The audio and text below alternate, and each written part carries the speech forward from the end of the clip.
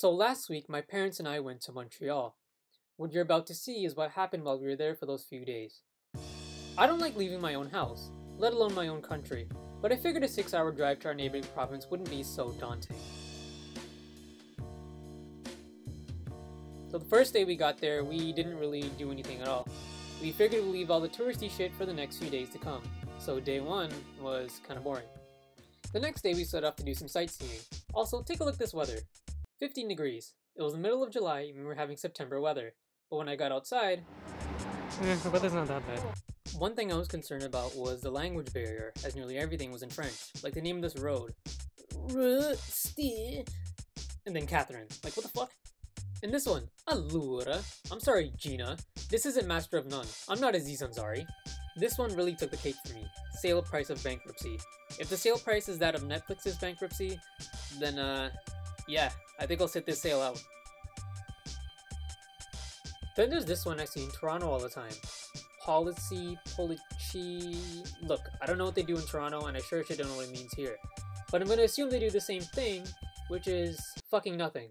Another common thing was that all the buses were crowded by little Jewish kids. Our first big stop was the Biodome. So after waiting in line for a little bit, and I'm pretty sure that's the doctor who got kicked off United Airlines, we were inside. Being inside the Biodome was like being inside a zoo, except for that one where they killed Harambe. So I wasn't expecting this part of the Biodome to be as humid as it was. Apparently they did this to enhance the tropical forest experience, but in reality... It was so hot. I don't know, it just made me hot and sweaty. And if I wanted to be hot and sweaty, I'd sit in my car for 3 hours bumping Kendrick Lamar with the windows up.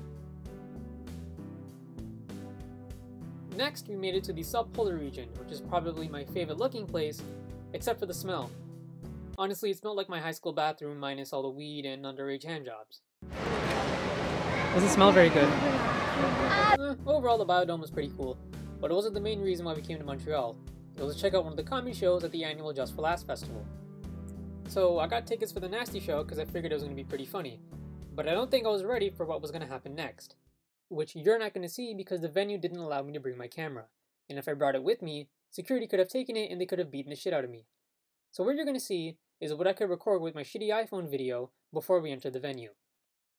The JFL Festival grounds were like, I don't know, your average festival fair area where everyone's just walking around and looking at one another. And I know low-key the man sitting in the white shirt wanted to square up. It's okay fam, come at me. Soon enough we got to the venue, and no, I didn't buy tickets to see the ethnic show either. And in all honesty, being inside this venue was sort of a big moment for me. I always saw this venue on TV, and for the first time in my life I was actually going to be in the audience. It was kind of cool. So like I said earlier, I couldn't bring my camera, nor could I record anything, and since I'm no cuck who'll spoil a good old show, I won't explain everything that happened. But all I'm going to say is this: Jimmy Carr and Godfrey. Good shit. Good shit. So day 2 was pretty fun. The next day we hit up one of the more popular tourist attractions.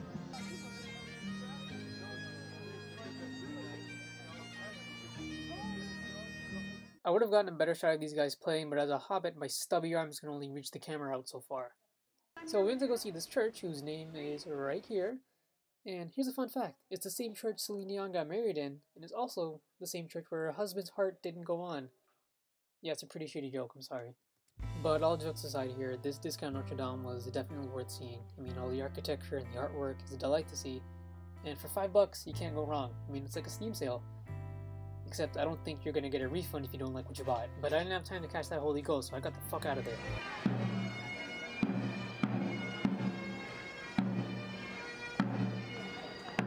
Here you're seeing a band doing a cover of Kanye's Black Skinhead, and I think they're doing a pretty good job.